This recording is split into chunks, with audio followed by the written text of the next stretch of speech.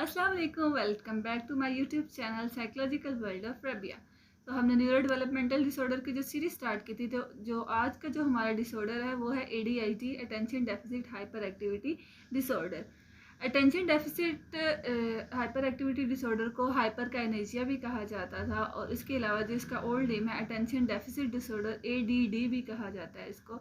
लेकिन अब जो है 1994 में जो है उस DSM-5 में इसका नेम रखा गया attention deficit hyper activity disorder. Means के अटेंशन भी इसी में, मीन्स के अटेंशन डेफिसिट भी इसमें आ गई और हाइपर एक्टिविटी भी, दोनों चीज़ें इसी एक डिसऑर्डर में जो है बता दी गई। अब इसकी डेफिनेशन की तरफ आते हैं ताकि आपको ज़्यादा अच्छे से समझ आ सके। Attention deficit hyper activity disorder जो है ये एक ब्रेन डिसऑर्डर है जिसमें ब्रेन एक्टिविटी और ब्रेन के जो वर्किंग है और ब्रेन का जो आप कह सकते हैं कि जो डेवलपमेंट है ब्रेन की, उसमें जो है क्या होता है कि डिफरेंसेस आ जाते हैं, जिसकी वजह से चाइल्ड को जो है सेल्फ कंट्रोल करने में, उसके अलावा एक जगह बैठने में और जो है किसी चीज़ को क्लोजली अटेंशन देने में बहुत ज़्यादा डिफ़िकल्टी आती है। मोस्टली ऐसा होता है कि छोटे बच्चे जो होते हैं शुरू में, फर्स्ट चाइल्ड मोस्टली जो कहा जाता है कि बहुत ज़्यादा शरारती होता है, हाइपर एक्टिव होता है, तो उस चीज़ को इजीली जो है बंदा रिकॉग्नाइज नहीं कर सकता। तो क्या होता है कि ये जो इजीली रिकॉग्नाइज या इजीली डायग्नोज कर सकते हैं हम लोग, जब हम जाएं यहाँ पर स्कूल में, जब बच्चा जाता है तो फिर जब देखा जाए कि टीचर के साथ भी वैसा ही बिहेवियर है, पीयर ग्रुप के साथ भी, फ्रेंड्स के साथ भी, तो फिर उसके बाद जो है इजीली डायग्नोज हो सकता है कि इसको, इस बच्चे को जो है ADHD है। इसमें क्या होता है कि बच्चा अपने सेल्फ कंट्रोल नहीं कर सकता, एक जगह बैठ नहीं सकता, किसी चीज़ पे क्लोज अटेंशन नहीं दे सकता, उसके अलावा ऑर्गेनाइज नहीं कर सकता चीज़ों को, और भी बहुत सारी चीज़ें जिससे जो है आप डायग्नोस कर सकते हो या फिर आपको पता लग जाता है कि इस बच्चे को ये वाला डिसऑर्डर है। अगर मैं सेलिब्रिटीज़ की बात करूँ, माइकल फिलिप्स जो हैं बेस्ट स्विमर हैं, जो उनको भी ADHD था। एट द एज ऑफ 10 जो है वो स्कूल के बाद 3 to 4 आवर जो है स्विमिंग करते थे। उनका जो है बेस्ट रैंक है स्विमर में, तो मीन्स कि वो बेस्ट स्विमर ले। और दूसरा जो है साइमन बाइल्स हैं, उन्होंने भी यही चीज़ की थी कि उनको भी ADHD था, और जिसकी वजह से वो आज जो है वो चैम्पियन है ओलंपिक की। मीन्स के एक जो उनका डिसऑर्डर था उसको पॉजिटिव वे में लेकर गए और अपने जो उस हाइपर एक्टिविटी है उसको एक अच्छी जगह पे अकम्प्लिश किया, और जिसकी वजह से उन्होंने अपने गोल्स को जो है अचीव किया। इसके डायग्नोस्टिक क्राइटेरिया की तरफ चलते हैं कि किसके थ्रू, कौन कौन से ऐसे सिम्टम्स हैं जिसके थ्रू हम डायग्नोस कर सकते हैं कि इस बच्चे को ये attention deficit hyper activity disorder है। तो उससे पहले मैं कुछ चीज़ें बताऊंगी। जो भी सिम्टम्स होगा उसमें 6 या उससे ज़्यादा सिम्टम्स पाए जाएँ, 6 मंथ से जो है आप ऑब्जर्व कर रहे हो कि बच्चे के अंदर ये बिहेवियर है, और इसके अलावा जो है वो इनकन्सिस्टेंट हो उसके डेवलपमेंटल, मतलब कि 1 साल का बच्चा है और आपको लग रहा हो कि इसका जो बिहेवियर है, जो उसकी एक्टिविटी है वो 3 इयर्स के बच्चे के मुकाबले में के इक्वल है, तो इसके थ्रू भी आप कर सकते हो। और दूसरी चीज़ ये आती है कि वो उसकी नेगेटिवली इम्पैक्ट कर रही है, उसकी जो भी फंक्शनल एरियाज़ हैं लाइफ के, वो स्कूल हो सकता है, वो फैमिली हो सकती है, वो पीयर ग्रुप, मीन्स के हर एरिया में जो है उसको जो है उसका नेगेटिवली इम्पैक्ट पड़ रहा है। तो सबसे पहले जो ADHD का डायग्नोस्टिक क्राइटेरिया में फर्स्ट चीज़ आती है वो है इन अटेंशन। इन अटेंशन से ये आपको पता चल गया होगा कि मीन्स को उसको अटेंशन देने में, मीन्स के किसी चीज़ को फोकसली क्लोजली देखने में, सुनने में जो है बहुत ज़्यादा डिफ़िकल्टी आती होगी। वन बाय वन हम इस चीज़ को आगे लेकर चलते हैं कि कौन कौन सी चीज़ें आती हैं। तो नंबर 1 पे क्या आता है कि उसको जो है वो बहुत ज़्यादा जो है केयरलेस मिस्टेक्स करता है। वो होमवर्क या कोई भी टास्क दे दिया जाए उस बच्चे को, तो क्या होता है कि वो केयरलेसली मिस्टेक्स, ऐसी मिस्टेक्स करता है, मीन्स जैसे स्पेलिंग मिस्टेक्स हो गई है, स्पीडों में लिखा है, टीचर बोल रही है कि बच्चे ये आपने कैसे क्यों लिखा है इस तरीके से, कि मीन्स स्पेलिंग मिस्टेक्स हैं, गंदा गंदा लिखा हुआ है, स्पीड लिखा हुआ है, कुछ नहीं पता कौन सा वर्ड कहाँ जा रहा है, कौन सा कैसे लिखा है, मीन्स की बिल्कुल अटेंशन नहीं होती। उसके अलावा जो है कोई भी ऐसी कोई इसको बात कह दी जाए या कोई ऐसी चीज़ टास्क दे दी जाए जिसमें पूरा क्लोज अटेंशन, जैसे क्लास का जो लेक्चर है वही देना, वो सुनना पड़ जाए, तो उसके लिए इसको उस चीज़ को सुनना और उसको क्लोज अटेंशन देना बिल्कुल फेल होते हैं इस चीज़ में, या फिर उस चीज़ में अवॉइड कर रहे होते हैं कि ऐसी कोई चीज़, इनको कोई ऐसा टास्क ना दिया जाए जिसमें जो है उनको ये चीज़ पाई जाए। उसके अलावा देखा जाए तो उसको एक जगह पे अपनी अटेंशन दे रखना, जैसे कोई लेंथी रीडिंग हो गई या कोई ऐसी मूवी आप बैठ के देखना चाह रहे हो, तो उसमें क्या होगा, जाहिर है 1-1.5 घंटा बैठना है और उस चीज़ को सुनना है या देखना है, तो ये लोग जो है उस चीज़ से भी अवॉइड करते हैं।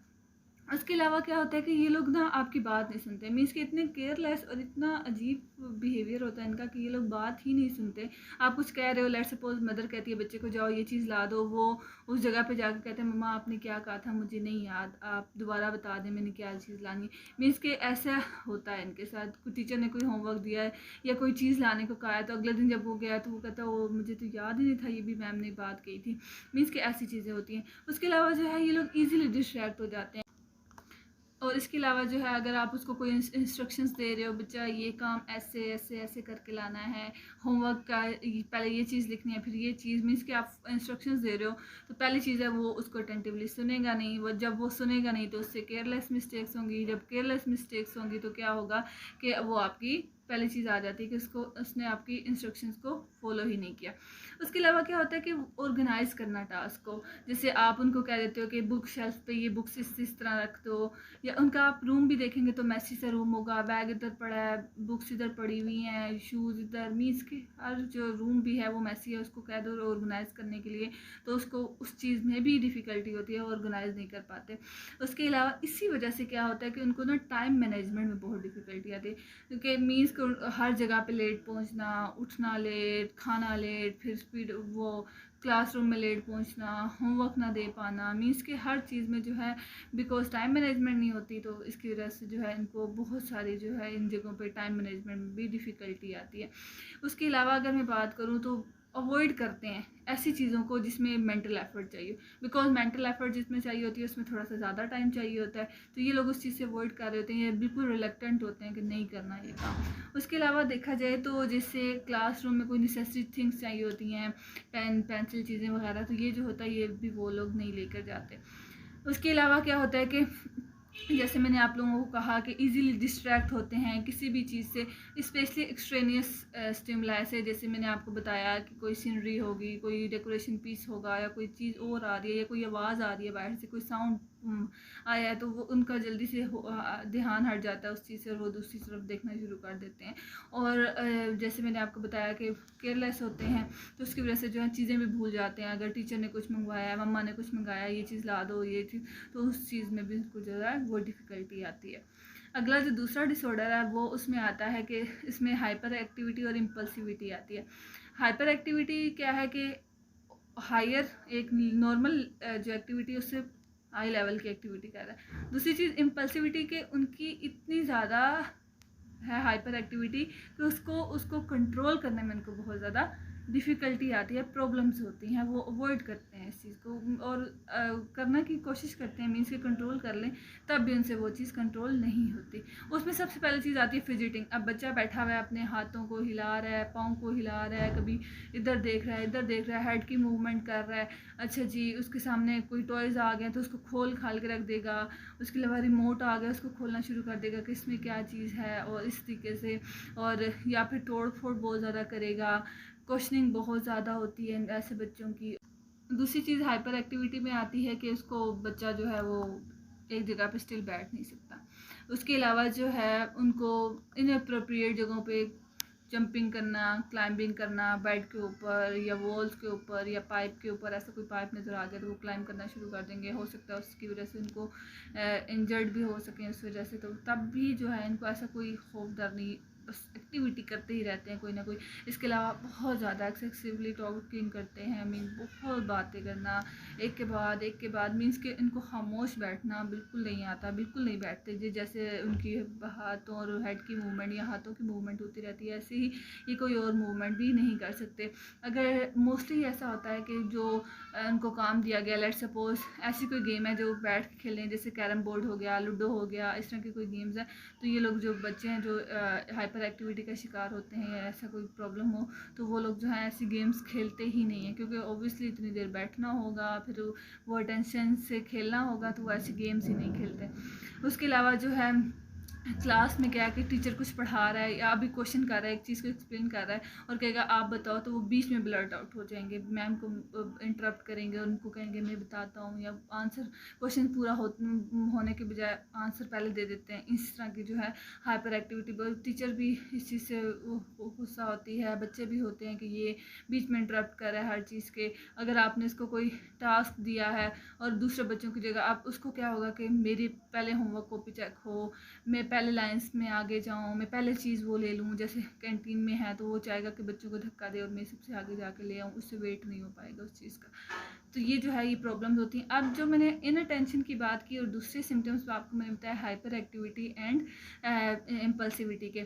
अब इन दोनों में मैंने मेन चीज़ आपको फर्स्ट पे बताई थी कि 6 और मोर सिम्टम्स होना ज़रूरी है, और दूसरी चीज़ 6 मंथ से जो है आप ऑब्जर्व करें कि बच्चे के अंदर ये बिहेवियर आ रहा है। और समटाइम ऐसा होता है कि ज़रूरी नहीं है कि सिर्फ अटेंशन ही हो या सिर्फ जो है हाइपर एक्टिविटी हो, दोनों कंबाइनली भी है जो है वो बच्चों में पाए जा सकते हैं। उसके अलावा क्या होगा कि ये जो चीज़ है ये मेनली उसको अफेक्ट कर रही है उसके उसके डेवलपमेंटल एरियाज़ में, उसके फैमिलीज़ में, उसके पीयर ग्रुप में, मीन्स के 2 और मोर जो सेटिंग्स हैं लाइफ की उसमें जो है उसको प्रॉब्लम्स आती हैं।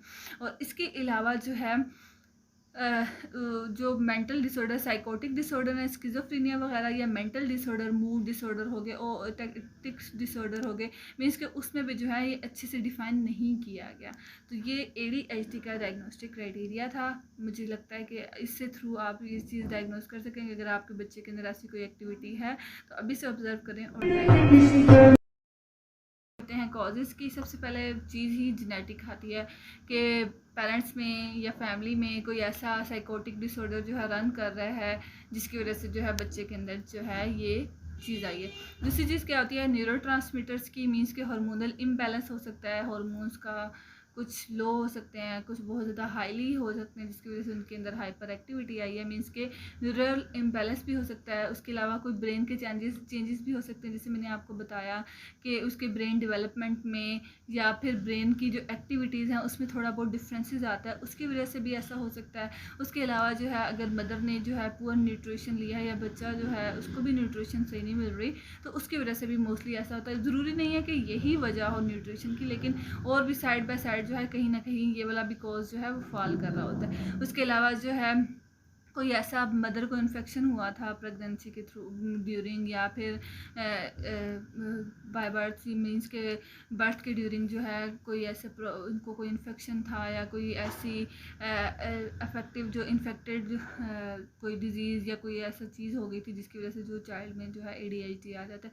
उसके अलावा क्या होता है कि अगर मदर या फादर में से कोई स्मोकिंग करता है, वो भी चीज़ जो है बच्चे के अंदर ट्रांसफ़र होती है। अल्कोहल यूज़ की हो ड्यूरिंग प्रेगनेंसी तो उसकी वजह से भी ऐसा होता है। उसके अलावा क्या चीज़ हो सकती है कि कोई ऐसा सब्सटेंस यूज़ किया, मीन्स के ड्रग्स वगैरह यूज़ की हों, उसकी वजह से भी है बच्चे के अंदर ये चीज़ ट्रांसफ़र हो सकती है। किसी टॉक्सिक इन्वायरमेंट की तरफ, मीन्स के कोई ऐसा इन्वायरमेंट है जहाँ टॉक्सिसिटी बहुत ज़्यादा है, उसकी तरफ अगर आपका हुआ है एक्सपोजर, तो उसकी वजह से भी बच्चे के ऊपर ADHD आता है उसके अंदर। और इसके अलावा जो है रेडिएशन वगैरह के हुआ, मीन्स के कोई एक्सरे वगैरह मदर ने कराया हो या अल्ट्रासाउंड वगैरह, उसकी वजह से भी ऐसा हो सकता है कि वो रेडिएशन बहुत ज़्यादा इफेक्टिव हों और जो बच्चे के ब्रेन पर जो है असर किया उसने। और इसके अलावा कोई ब्रेन इंजरी भी हो सकती है। और इसके अलावा जो मैंने आपको बताया कि टॉक्सिसिटी या टॉक्सिन जो इन्वायरमेंट है उसकी तरफ उनका फॉल हुआ। तो ये सारे थे इसके कॉजेज़ के जिसके थ्रू जो है बच्चे को ये चीज़ें हो सकती हैं। तो इस चीज़ के लिए बहुत ज़्यादा आप लोग देखा करें कि ये चीज़ ना हो, आप ये चीज़ें ड्यूरिंग प्रेगनेंसी ना यूज़ करें कि बच्चे के अंदर ये चीज़ ट्रांसफ़र हो। अगर हम बात करें एज अ साइकोलॉजिस्ट, आपने क्या क्या चीज़ें टेस्ट करनी है जिसके थ्रू आपको पता चल जाएगा कि बच्चे के अंदर जो है वो ADHD है। आपने सबसे पहले ये चीज़ देखनी है कि फैमिली के अंदर ऐसा कोई साइकोटिक डिसऑर्डर तो नहीं रन किया जिसकी वजह से ये बच्चे के अंदर आया, या कोई ऐसा अल्कोहल या ड्रग अब्यूज़ की वजह से ऐसा हुआ हो। मीन्स उसके अलावा जो है आपने फ्रेंड्स, फैमिली और उसकी टीचर, इन तीनों से जो है आपने अलग अलग पूछना है कि घर में उसका बिहेवियर कैसा है, ऐसा ही हाइपर एक्टिव है, ये सिर्फ स्कूल में है, फ्रेंड्स के जो ग्रुप है उसके दरमियान भी ऐसा हो रहा है। मीन्स के अलग अलग जो है सबसे रिपोर्ट लेनी है, उसके अलावा बच्चे से ख़ुद भी रिपोर्ट लेनी है कि क्या आपको ऐसी चीज़ें फेस कर रहे हो, मीन्स कि ऐसा हो रहा है। हो सकता है बच्चे को ख़ुद ना भी मालूम हो, लेकिन आपने उससे भी सेल्फ रिपोर्ट लेनी है। उसके अलावा जो है उसकी इंटेलिजेंस की वैल्यूएशन करें, उसकी एप्टीट्यूड की वैल्यूएशन करें, उसके अलावा उसकी जो पर्सनैलिटी और प्रोसेसिंग स्किल्स हैं उसकी भी वैल्यूएशन करें, ताकि आपको पता चल सके कि बच्चे के अंदर अगर एबिलिटीज़ हैं उसको पॉजिटिव वे में भी लेकर दिया जा सकता है। जैसे मैंने आपको बताया कि बहुत सारे ऐसे सेलिब्रिटीज़ हैं जिनके अंदर, या बहुत ज़्यादा वेल नोन पर्सनैलिटीज़ हैं जिनके अंदर भी ADHD था, लेकिन उन्होंने उसको पॉजिटिव वे में यूज़ किया उस एनर्जी को, और आज एक नाम है उनका। तो इसके थ्रू आप टेस्टिंग कर सकते हैं। अगर मैं बात करूँ ADHD में, मोस्टली ऐसा होता है कि मेडिकेशन वगैरह यूज़ की जाती है ट्रीटमेंट के लिए। अब ट्रीटमेंट में क्या चीज़ें, मेडिकेशन इसलिए यूज़ की जाती है ताकि उसकी हाइपर एक्टिविटी को कम किया जा सके। उसके अलावा उसकी जो स्लीप जो है, ज़ाहिर उसकी स्लीप में भी इशू आ रहा होगा, मीन्स कि उसका नींद कम लेता होगा बच्चा, तो उसके लिए भी ज़रूरी है। और इसके अलावा एज अ साइकोलॉजिस्ट आप जो है आप बहुत सारी थेरेपीज़ यूज़ कर सकते हो, जिसमें सबसे पहले आएगी बिहेवियरल थेरेपी, बिकॉज ज़्यादातर इश्यूज बिहेवियर में आ रहे हैं। तो आपने बिहेवियरल थेरेपीज़ में डिफरेंट टेक्निक्स यूज़ करनी है। मोस्टली रीइंफोर्समेंट और पनिशमेंट की बहुत ज़्यादा इन्फ्लुएंस करती हैं बच्चे को, तो ये वाली आप यूज़ कर सकते हैं टेक्निक बिहेवियरल थेरेपी की। उसके अलावा जो है आप उसको, बच्चे को अगर बहुत ज़्यादा हाईली एक्टिव है, मीन्स कि स्पेयर में आ रहा है वो चीज़, तो आप उसको स्पेशल एजुकेशन इंस्टीट्यूट्स वगैरह जो होते हैं उसमें डाल सकते हैं। उसके अलावा उनकी सोशल स्किल्स ट्रेनिंग कर सकते हैं, मीन्स कि उसको ऑक्यूपेशनल और वोकेशनल जो है उसको ट्रेनिंग दी जा सकें, उसको स्किल्स सिखाई जा सके ताकि वो उसको कोप अप कर सके। उसके अलावा जो है उसकी बिहेवियर मॉडिफिकेशन की जाए जो भी उसके बिहेवियर में इशू है। और इसके अलावा साथ साथ जो है आपने उसकी काउंसलिंग करनी है, ताकि बच्चे को पता हो कि मैंने इस चीज़ का जवाब देना है, और आहिस्ता आहिस्ता जो है वो बच्चा इंप्रूव करेगा। जहाँ जहाँ डिफ़िकल्टी आएगी आप साइड बाय साइड जो है उस चीज़ को लेकर चलें, और फैमिली को साथ इन्वॉल्व करें, ताकि फैमिली आपको उस चीज़ का करती रहे कि यहाँ पर इस बच्चे ने इम्प्रूव कर रहा है, नहीं कर रहा। और ADHD जो है डिसऑर्डर है, इसको आप मैनेज कर सकते हो, पूरी तरीके से क्योर नहीं है, क्योरेबल नहीं है ये चीज़, तो आप एटलीस्ट मैनेज कर सकते हो उसको कोप अप करने में, अपनी जो डेली लाइफ फंक्शनिंग है उसमें। Thank you so much. अगर आपको मेरी वीडियो पसंद आई हो तो लाइक कीजिएगा, शेयर कीजिएगा और कमेंट करना मत भूलिएगा। अल्लाह हाफिज़।